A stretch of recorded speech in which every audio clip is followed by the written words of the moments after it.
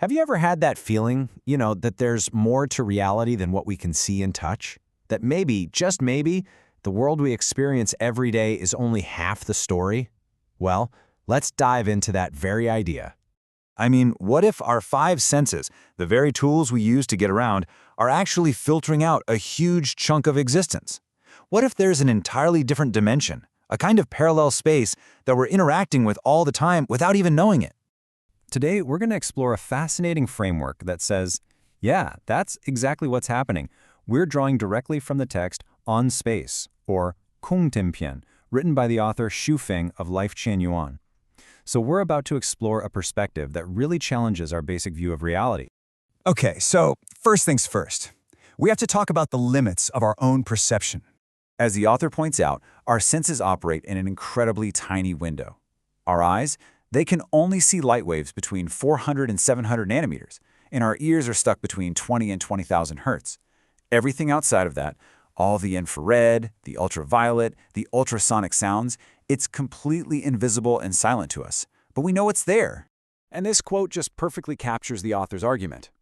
Xu Feng uses this great analogy of a massive typhoon where, right in the center, it's perfectly calm and sunny. Or think of a giant vortex in the ocean, which has a dry, waterless core. Just because we're caught in the storm doesn't mean the calm center isn't real. We just can't see it from where we are. And that brings us to the core concept of this whole framework, a reality the author calls negative space. So what is it? Well, according to Xu Feng, our physical world, or positive space, is all about matter. So negative space is this parallel reality that's all about antimatter. But this isn't just some far-out cosmic idea. It's actually deeply personal. This is the realm of our consciousness, our spirit, and maybe the easiest way to grasp it, our dreams. And this is where the idea really clicks. Think about when you're dreaming. Okay, there's the physical you, right? Asleep in bed. But there's also the you inside the dream, a version of you that has thoughts, feelings, experiences, all in a totally different place. According to this text, both of you are real. Your sleeping body is in positive space, while your dreaming mind is in negative space. You're actually in both at the same time. So let's unpack how this pretty mind-bending concept could have some very real-world consequences. How does the space you're in actually define who you become? The key point here is that space isn't just some passive, empty box that we live in. No, it's seen as an active force. The environment we're in physically molds our bodies, it shapes our thoughts, and it can even steer our entire life's path. And Xu Feng gives some pretty powerful examples. People living in cold climates tend to have different body types than those in hot climates. A city person has a different look and feel than a rural farmer. And get this, even your job creates a unique space. An office worker who feels totally stuck might absolutely thrive and become a huge success just by moving into the space of business and commerce. The environment really dictates the result. And this leads to a huge takeaway. If you want to change yourself, your health, your career, your whole mindset, you can't just rely on willpower. According to this view, you have to physically change your space. A new city, a new job, a new group of friends. That is the real engine for transformation. But this whole idea of space gets even bigger. It doesn't just apply to our immediate surroundings. It scales up and it scales down pretty much infinitely. And to explain this, Xu Feng cites this beautiful idea from Buddhist philosophy. The concept is that the universe is kind of like a fractal.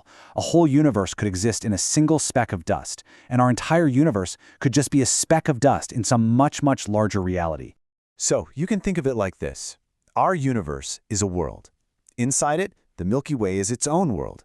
And inside that, Earth is a world. And if you zoom all the way down, a single grain of sand can be its own massive world for the microscopic life inside it. Each level is a complete space, with its own rules, its own life. But Xu Feng gives a pretty stark warning about the space of our modern world. He believes that all our rapid technological progress, which you'd think would be opening our minds to these bigger ideas, is actually trapping us. It's making us busier, more stressed, less free, pushing us further away from our natural selves and closer to just being cogs in a machine. And finally, we get to the most profound idea of all, that space itself isn't fixed. It can be stretched and compressed and warped by the energy or consciousness of the people within it. Now, this is a really fascinating and counterintuitive idea. According to Shufeng, a person with great mass, and you can think of this as high spiritual or intellectual energy, experiences space as expanded. For them, even people standing right next to them can feel a million miles away, and this can lead to a really deep sense of loneliness. But for a person with lower energy, space actually compresses around that high-energy person, making them feel super close and connected. The examples really help make this clear. A devoted religious follower feels like their God or their prophet is right there with them, always. For the follower, the huge space between them is compressed into nothing. But for the high-energy deity, that follower is still very far away. It kind of explains the feeling behind the old saying, a close friend afar seems like a neighbor, right? That emotional and intellectual bond just shrinks the physical distance. So we're left with this final, really powerful question. If what Shufeng is proposing here is true, that our world is shaped by a space that's both physical and conscious, a space we can actually change, then it really puts the power to create right back in our own hands. So, what part of your space could you change to build a completely new reality for yourself?